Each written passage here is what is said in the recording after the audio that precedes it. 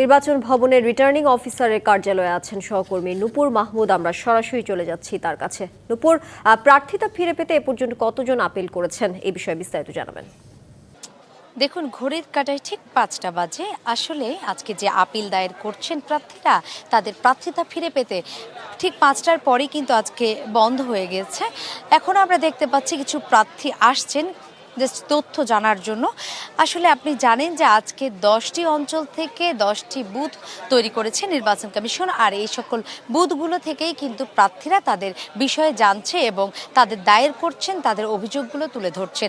আমি যদি বলি আপনাকে, আজকে কিন্তু যে 10টি আজকে প্রথম দিনে যে 10টি বুথ ছিল, সে বুথগুলো 1 নাম্বার 2 নাম্বার করে কিন্তু তারা 10টি বুথকে খুলে রেখেছেন।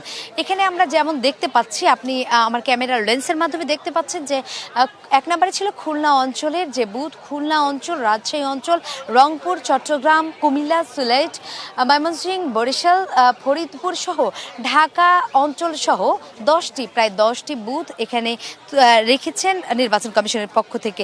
সেই সাথে যদি বলি, একটি কেন্দ্রীয় বুথ রেখেছেন। সেখানে আমরা কিছুক্ষণ আগে রিটার্নিং অফিসারের সাথে কথা বলেছিলাম।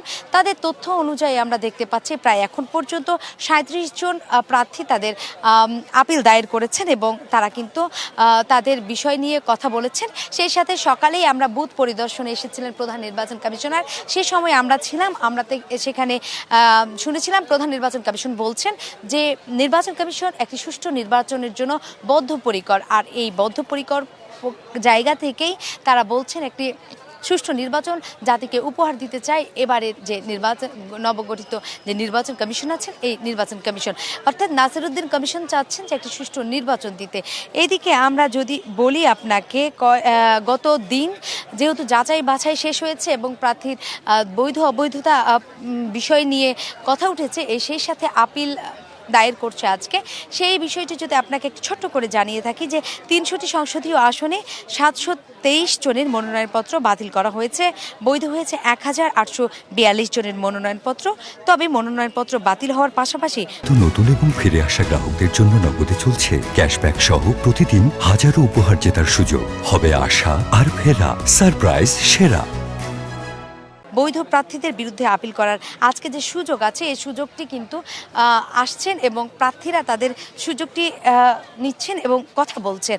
আপনাকে যদি আরেকটু বিষয় বলি যে আজকেই কিন্তু প্রথম দিন ছিল, আর 9 তারিখে, এই মাসেরই 9 তারিখে অর্থাৎ জানুয়ারির 9 তারিখেই কিন্তু আপিল দায়েরের শেষ দিন।